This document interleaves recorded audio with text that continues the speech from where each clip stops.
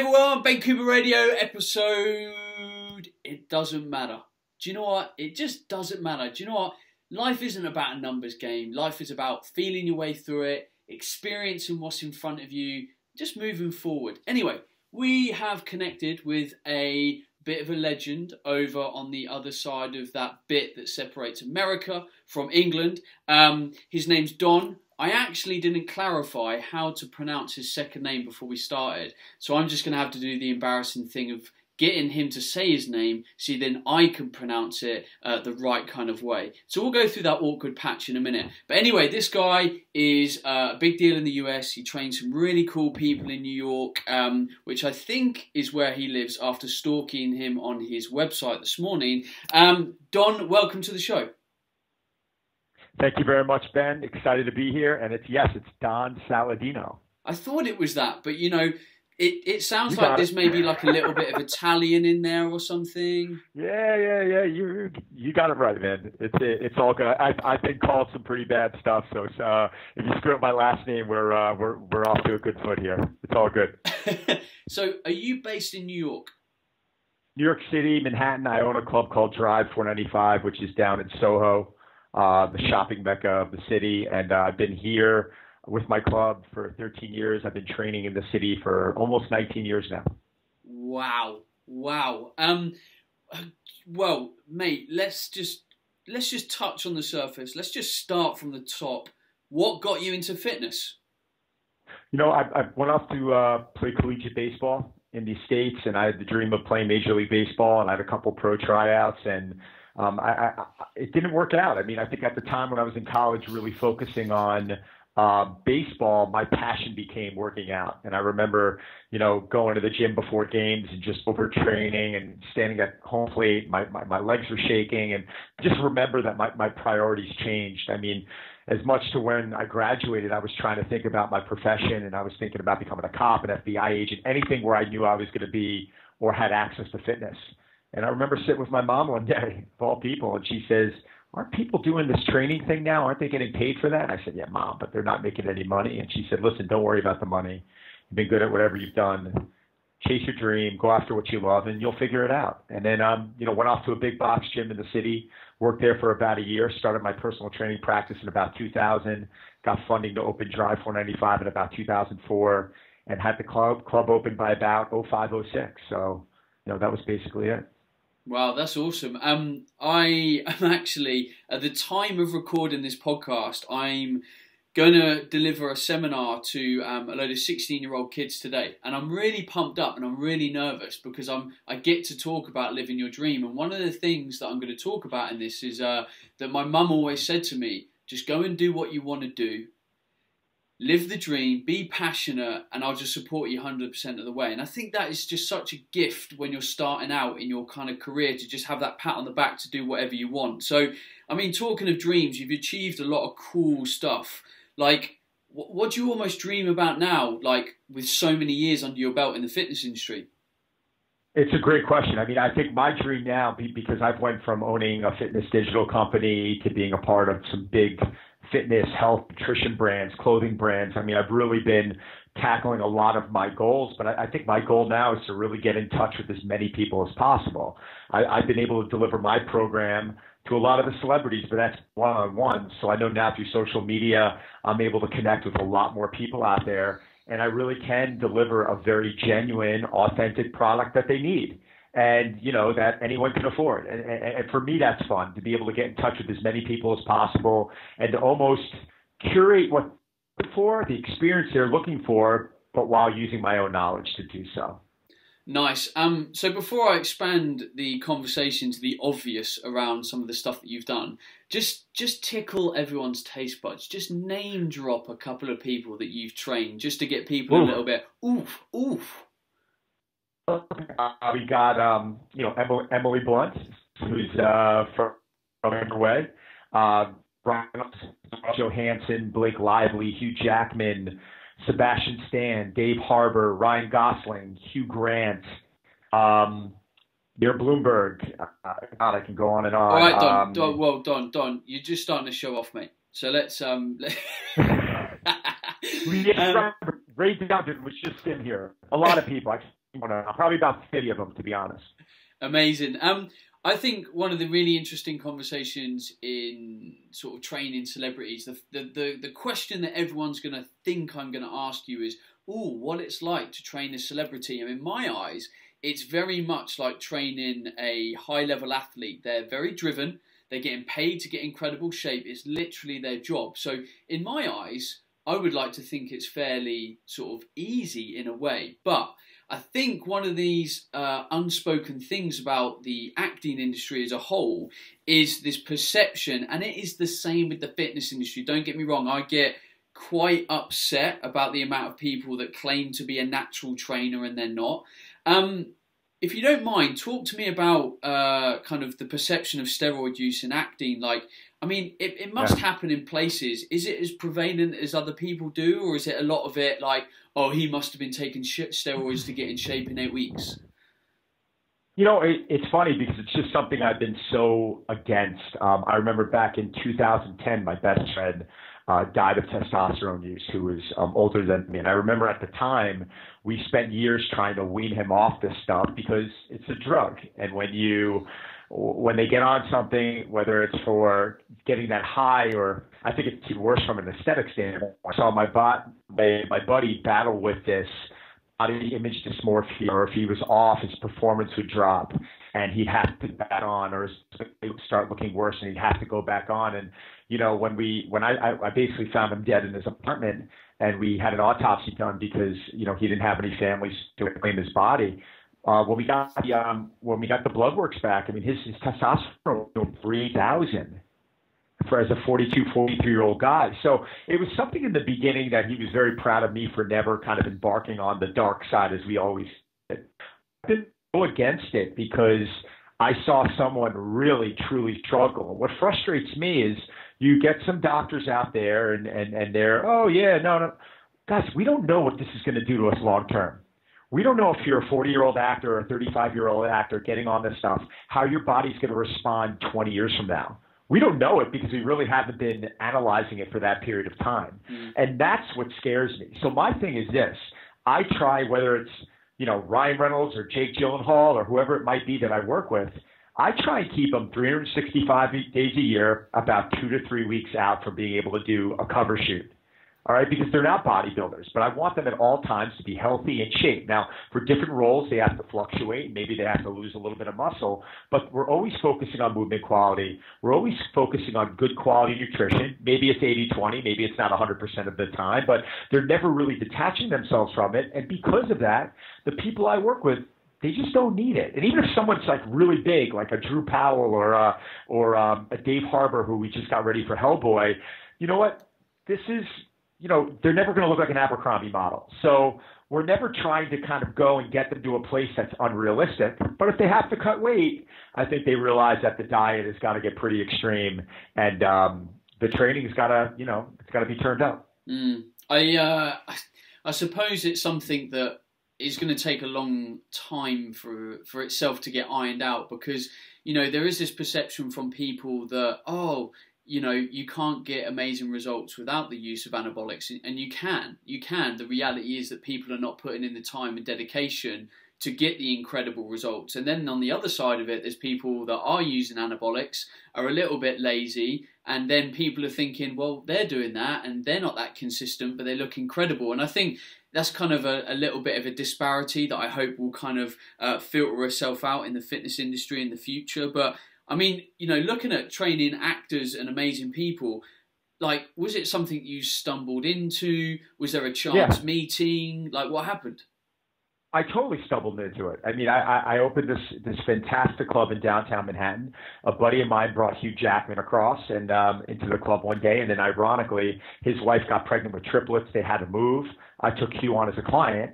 And this was at a time where, this was 10, 11 years ago. I mean, there wasn't really any social media then. It was all about print. And I just focused on getting him a chef, good nutrition, focusing on sleep quality, good training, even though that has evolved a lot since then.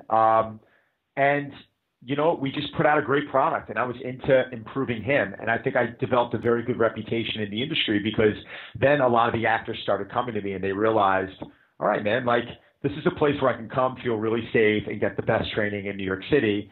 And it became a word of mouth business to where now it's like, I mean, it's insane. The people you have walking through here, it's fantastic. I mean, and they love it though, because not only the good training, but they have that privacy and exclusivity. So I got to be honest, I'm really proud of it. I'm really proud of what we developed. So I'm really intrigued because you've almost got real two parallels between the clients that you coach. You've got these amazing people that a lot of people look up to, and then you've got a health club that is obviously full of like everyday people. Like, you know, is there something that really gets you passionate now? Is it still the training actors, or is there a real satisfaction from training the everyday people to be better? It's improvement. It's improvement, and sometimes it's not always that easy to enable someone to improve. I mean, I'm working with a woman right now, pro bono. She's from Chicago. She reached out to me 3 years ago. She's 872 pounds. Wow. She can hardly walk. And she just weighed in on Monday at 433 pounds. And you know what? We're doing basic stuff, like we're tracking her steps now. She couldn't walk more than 2,500 steps a day with a cane. Now she's walking. She just hit 19,000 steps yesterday.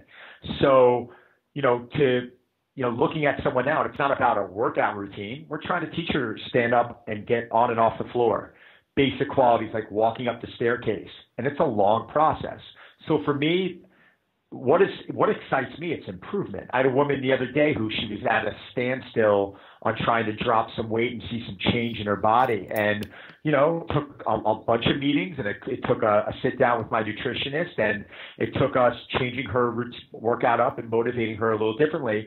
But it's not that the 8 pounds or the 10 pounds that she lost is a big deal, because we've heard people lose a lot more. She just looks different. This is a woman that was insecure, that is walking in the gym, and she's vibrant, and she's excited, and she's saying hi to people now. And she's walking in the locker room, and women are like, oh my God, you look amazing. To me, that's what drives me more than anything. It's just the improvement. And listen, yeah, when I'm watching someone, when I'm at a pre-turn, I see one of my guys standing up in a movie, he's got his shirt off, and everyone in the crowd pulling and screaming, like, yeah, I got a tear running down my eye. Like I'm an emotional sap with that stuff. I get really excited over it. So I'm in the industry for the right reasons, man. I mean, I just love it. This is a really, really cool topic because I filmed a video not so long ago about the obesity crisis that we have in the UK, and obviously it's really prevalent in America. And of recent times, Cancer UK, one of the big charities in the UK, had developed a campaign that linked cancer to obesity, and there was lots of conversation around obesity in the UK, and if anything it was a good thing because it got people talking. And I ended up doing a video a couple of weeks later talking about what I thought was the problem with obesity. Now, it's hugely multifaceted, don't get me wrong, but I genuinely believe that one of the massive components of obesity is a happiness problem. Wow. Yeah. Oh, it's brilliant. It really is. And I want you to send me the video. I mean, I'll even repost it, because I always say the line, each side of the street. And there are a lot of unhappy people out there. There are a lot of people that are depressed. Food is a drug.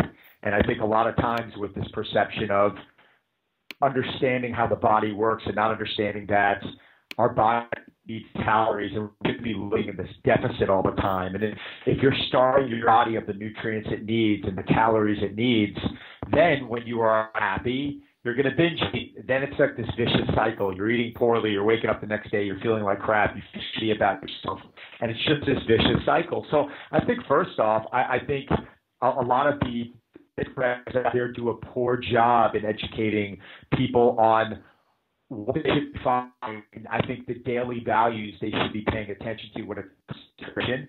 Yeah, in general, I couldn't agree with you anymore. I feel like people have got to clean their country and get their life together when it comes down to being happy and being able to take care of ourselves, and actually, like we were talking about earlier, working a job that we feel fulfilled about.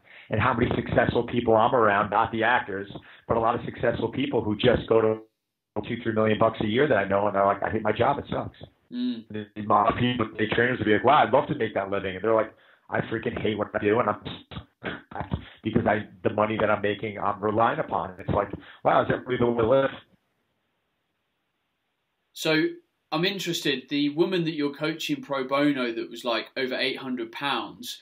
What? Talk to me about some of the moments where for her, like literally the penny dropped and you started to see massive amounts of momentum just from maybe a couple of shifts in, I'm assuming, her mindset. Well, first off, I met her in person. I've been training her digitally. Okay. So that was what was really interesting because she's based in Chicago. She reached out to me on social media a few years ago because of one of the actors I work with named Sebastian Stan, who's the Winter Soldier. And she said, listen, I've been following you, and I really love your stuff, and you're motivating me. And she kind of told me your story. And I said, all right, well, why don't you try doing this? It was like one of those things. And she's also positive, and she was always commenting on it. I built this trust with her digitally. And one day I said, listen, you want to jump on a call? And she said, yeah. She's like, but listen, I got to be honest, I can't afford your services. And I said, well, it's okay. Let me see if we can help you out. And she reached out to me, and I started coaching her. And I'm like, listen, let me write you up some nutritional values that I want you to follow. It's just some things that I want you to pay attention to. And then she reaches back. She says, well, I can't do this stuff on food stamps. And I was like, holy shit. Like now I've decided I never decided to dive this one on food stamps. But it was very good for me. It's almost a reminder that, not everyone's going to have access to work. They're not always going to have access to, this high quality food. Let's regress and let's just build some confidence. And I think what started happening was we started seeing very slow progress over the 3 years, but that itself became motivating. And she's like, well, should I be losing weight faster? And I'm like, no. Right now you're losing 1 pound to 2 pounds a week, and we're fine. Obviously, she picked up in the beginning a lot quicker. But now, we're losing, anywhere from 2 to it's not a lot. It's starting to slow up a lot more. But she's still doing it. So now I got the support of a treadmill company called Trueform. They're sending her a treadmill to Chicago that we're going to deliver to her. Now she's going to be able to walk on this treadmill. It's a way where it's self-powered, but she needs it because it's so cold. And her doctor's been sending me reports on her things to make sure that she's okay. I keep getting the thumbs up from them. So that's a very different project. Normally I'm in person face to face, but I think it shows how powerful that social media can be. And I think that's one of the ways that social media can be incredibly positive, where you are following someone that is a good influence and you do get off the couch because you like that individual's message. I'm all for it, but it doesn't always work that way. Wow, that's awesome. I've worked with some people that have a lot of weight to lose, but that is a serious amount of weight. So, amazing transformation. Your gym... Her name's Laura Summers. Yeah. Sorry about that. Sorry to interrupt. Her name's Laura Summers. Her name's Laura Summers. You can check out her page. She gives a Monday update every week on her weight, and it's just stuff. Oh, wicked. So I'm intrigued about what you've tried to build in New York, because the fitness industry is a highly competitive place. There's a lot of people doing lots of different things and lots of really cool things. And I was at an event recently in the UK, the UK Active Sweat event, that kind of talked about the evolution of fitness, and there was a lady came over from New York who quite often consults with Equinox, which is from New York. It was based there. It's come over to the UK, and they were talking a lot about the future trends in fitness and what's happening. And boutique fitness is really big in New York. Like, just give me a little insight into your gym. I'm fascinated by why it works, like what its USPs are, what you try and really deliver to the client in what you say is seeing improvement, seeing progress. Starting with the group fitness, I mean, when you're comparing group fitness component like a Barry's Boot Camp or a Soul Cycle to say the equivalent, I mean, you're comparing the boutique style gym to that big box gym that a lot of us have had access to all these years. And I think the boutique has been an incredible thing for the fitness market, because it's a reminder that, fitness has got to be fun, and it's about engagement, and it's about developing that community that, CrossFit has done such a good job with. But, the problem, there's pros and cons, is that it's becoming very fluffy. I love using that word. And you could technically right now have a club promoter who understands everything in the world about marketing to turn around and to launch a group fitness component, and they can be successful about it because they understand the marketing element, which most gym owners don't understand. So I think what's popular out there isn't really a result in what, the best thing is or what the best training is. And, people are really relating success to just the sweat. And I think that's a problem. But, it's starting to get exposed a little bit now. I'm starting to see it. And because we have a lot of people, because I'm not the big box gym and I'm not the boutique.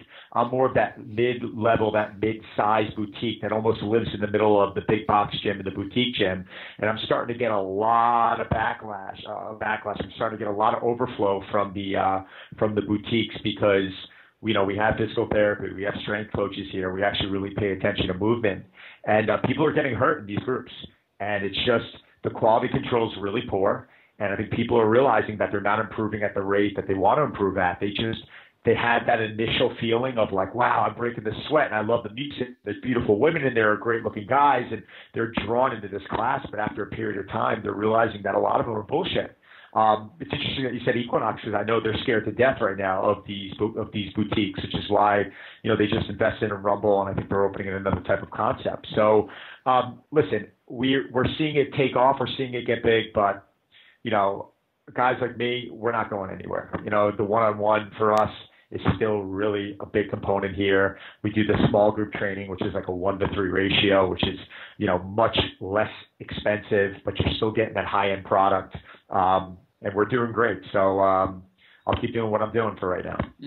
So with seeing what's happening in New York and this explosion of boutique and all these different concepts, you've now got different concepts that are now looking at home training as well. I'm interested in your thoughts. What do you think's coming over the next 5 to 10 years? Because America is always ahead of the UK.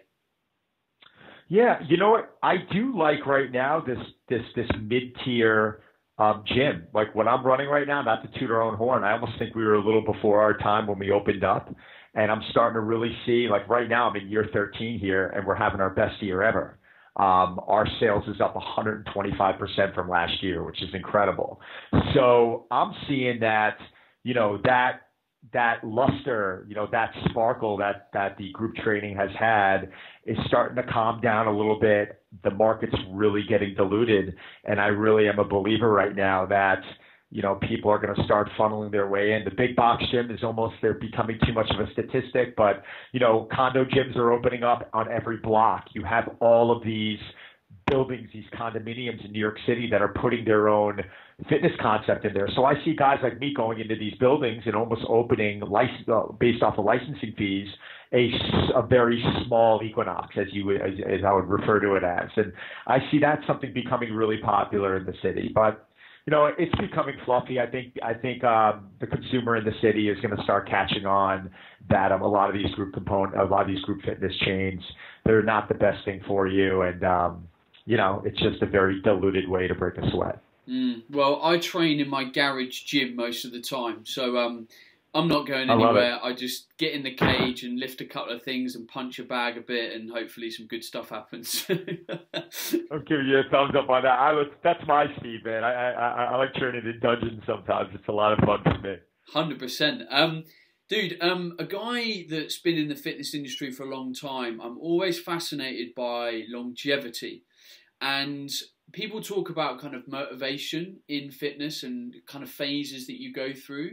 How do you feel that you keep your passion, your motivation, your learning? Has how you've needed to stimulate yourself changed? Is it the same as it was 10 or 20 years ago? Like, kind of talk me through that, because I'm interested on a personal level, being 12 years into fitness myself.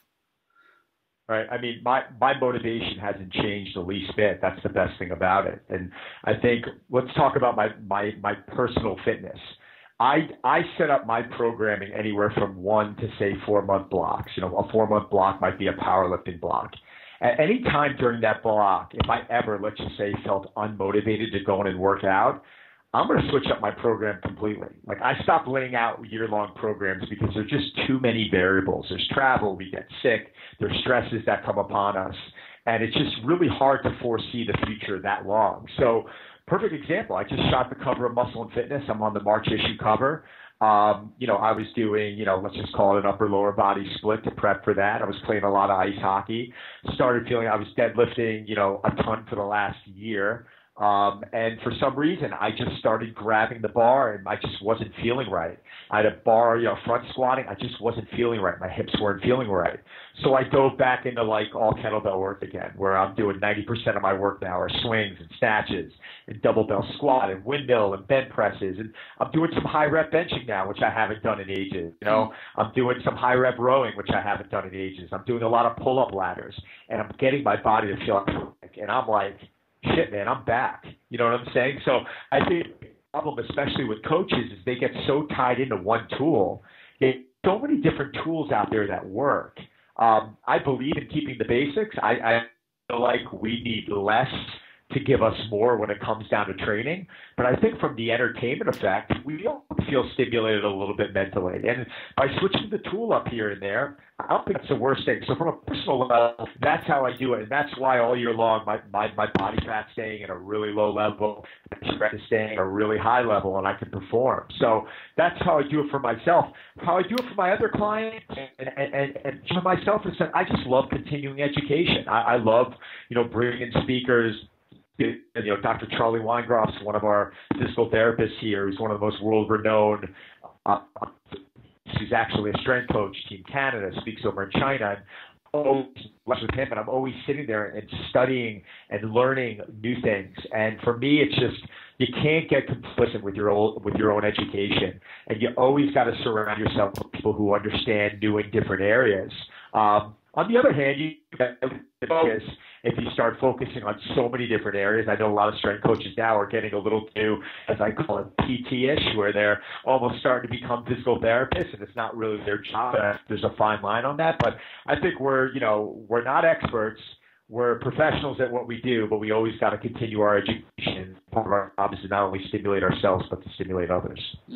I think one of the things that people struggle with is that you kind of get into fitness and then you progress and then you use certain things to progress, and what you do is you end up holding on to these tools that you progressed with and you're almost scared of letting them go. So you kind of go through these identity shifts in fitness, and I think I can draw a parallel with this in business as well. Like, you become a business owner, and the actions that you take to build a business, you've got to change to carry on building your business, because you're no longer that person kind of just doing everything on the bottom floor. You're now kind of like a manager of people and that kind of stuff. And what I learned probably about 2 or 3 years ago is like, genetically, I'm not going to change that much more in my physical body. Like, I've built probably the muscle mass that I'm going to probably build, like 90%. Really now I should focus on having fun and almost just playing while keeping what I've got. I couldn't agree with you anymore. I mean, when we're warming up, I don't like to call it a warm-up. I call it practice. Because what we're doing some days is I'll go in, I'm practicing handstands and front levers. And, today my practice was arm bars and get-ups and windmills and bent presses, and I was just getting the body to move. And for me, it's like it's taken me 20 plus years to realize that if I get my body to feel good during the workout, really feel good and feel better than it was beforehand, man, I'm going to get to where I need to get to from an energy standpoint, from a muscularity standpoint. But, a big problem, again, is I keep reverting back to this. It's the magazines, and it's a lot of these coaches, and it's the steroids, and people are putting out what works for them. And it's such an antiquated approach to training. And it's like, you're going to put in a magazine. I was talking to Muscle and Fitness about this. You need 4 sets of 10 on bench press. Well, at what intensity? How hard is the 4 sets of 10? Are you on a scale of 1 to 10? Are you running at a 6? Are you running at a 9? Like, you're not really telling that, and they don't really put percentages in there. So the person is getting that information, and it's so inconclusive in my opinion. But guys who are on the gas and they're using the needle, they could see incredible results from. It doesn't even have to be the best approach. So I feel like even though we've evolved in training methodologies and looking where we've come in the last 20 years is amazing, it's got a long way to go. I'm always fascinated by this question. I think a lot of people always like to ask this of others. Like, if you could tap your younger self of 15 years, 20 years old on the shoulder and say, hey, dude, don't do that this time. Try this instead. What would you rewind the clock and try and do a bit better or a bit differently? There was things I think technically that I wasn't really approaching. I mean, early on when I started back in, training in 95, 96, we're doing body part splits. It's a lot of bodybuilding, which, I'm not completely against, but there are so many different things I would have started doing differently. I would have started focusing maybe a little bit more on gymnastics early. I would have started practicing mobility early. I wouldn't have always put a bar on my back. I would have started implementing a lot of kettlebell work, farmer's walk, suitcase carries, Turkish get-ups, specific things, swinging a bell. I would have put into my diet of training. And then, I would have focused on, the main list, the squat, the deadlift, the bench, the military press. I still would have done those things, but I would have just listened to my body a little bit differently. And rather than going in every day and relating success to how bad I could beat myself up, I would have listened to my body a little bit more. I probably would have scaled the intensity back a little bit more easier strength. And I would have paid attention to my nervous system, and I would have probably gotten a hell of a lot stronger.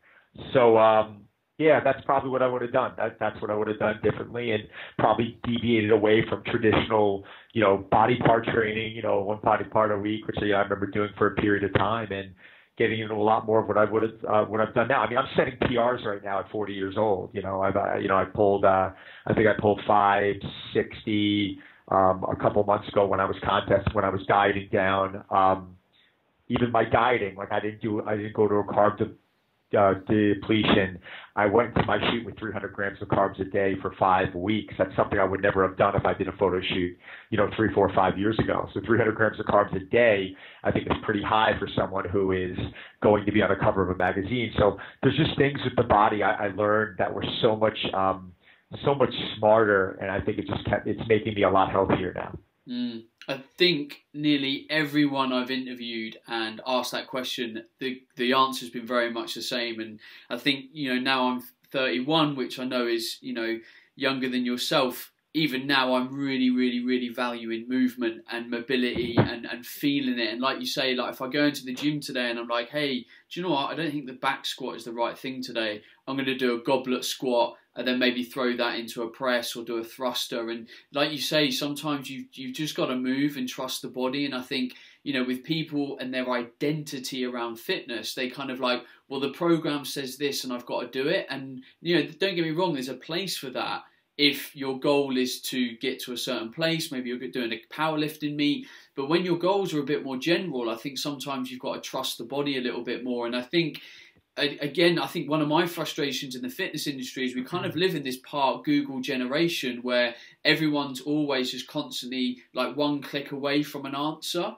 And actually, we're just not being a bit more intuitive and just saying, okay, I know the basic principles of training and eating. How about just listen to myself a little bit more and just kind of trust my intuition here and just make sure I move and I push and I just do things that feel right.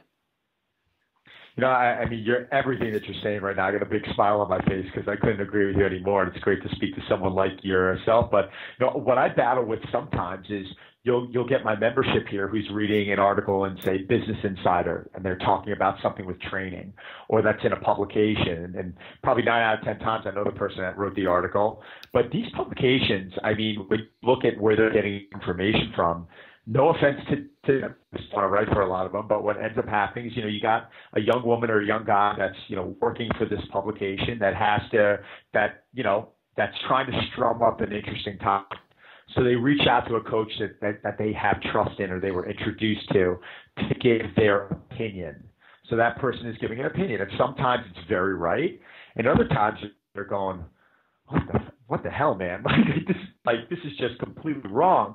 But because it's in a publication or it's on a magazine, whatever, people are really valuing that as like researched information.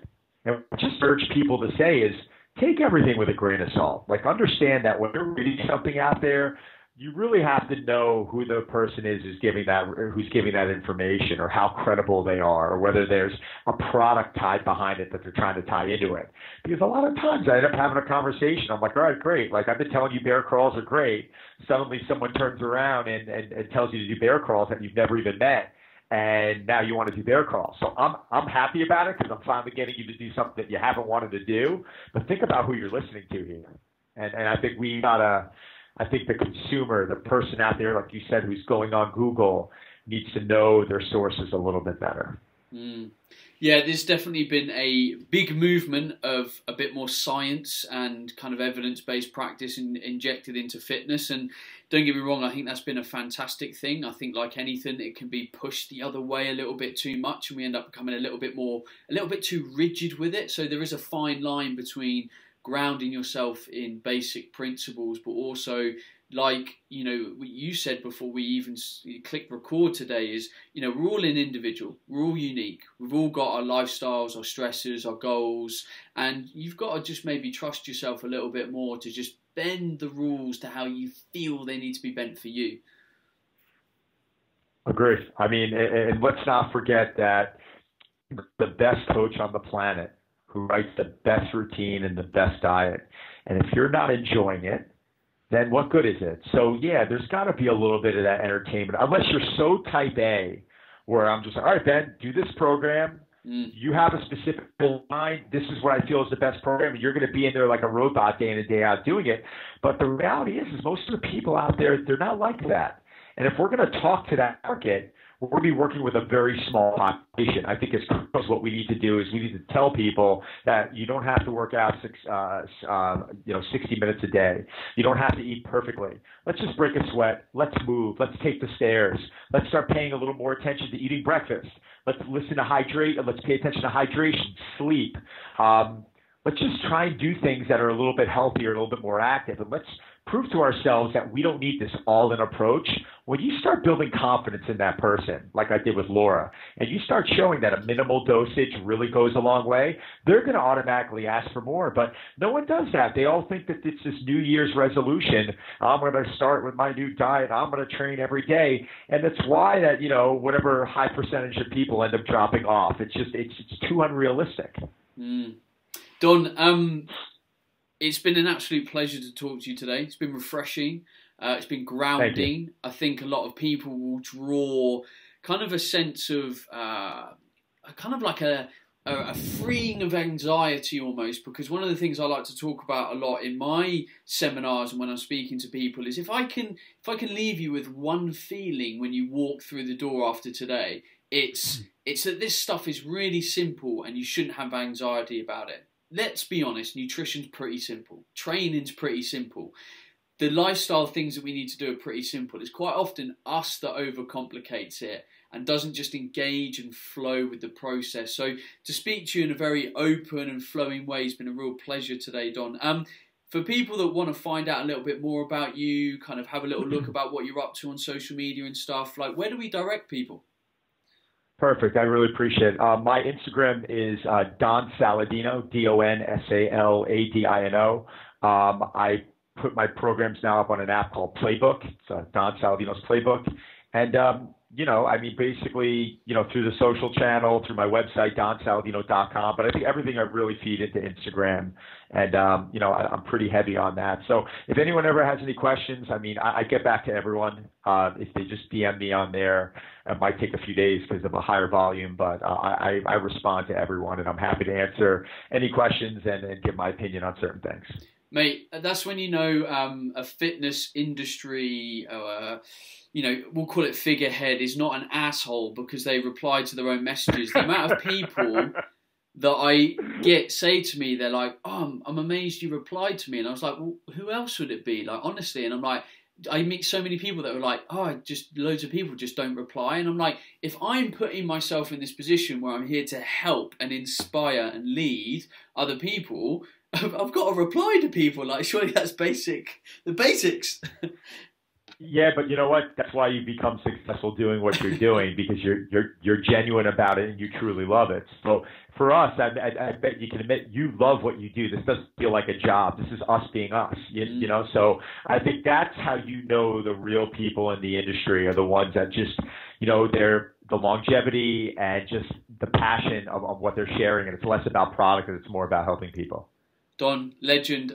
People, go and check out Don's information, his social media, website, donsaladino.com, Instagram is a happening place for Dom. I have been checking him out. It looks very interesting. Check out his workouts and stuff on Playbook.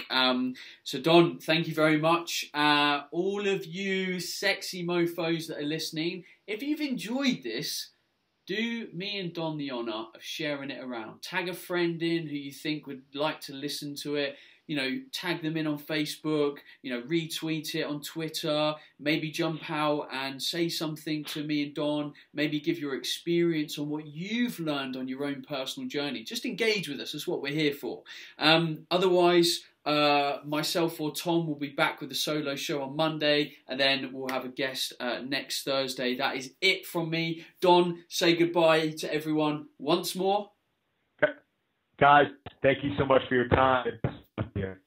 Legend, and I hope you've enjoyed this show. And before I next speak to you, stay awesome. Whoa, just before you go, couple of things. Firstly, if you need my help at any point in time, reach out to my Facebook fan page, ask a question, and I'll get back to you. The reason I like my Facebook fan page is because I can send like voice memos back, and it's really time efficient for me to be able to help as many people as possible.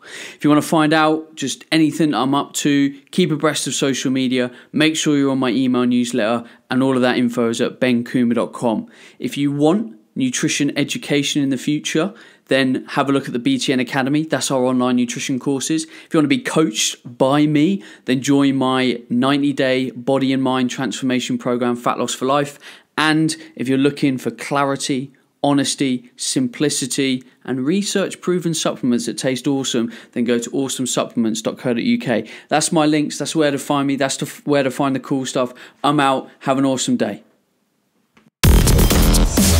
Hey everyone, Ben Coomber Radio, episode... Don't know. I'll be honest, I don't know.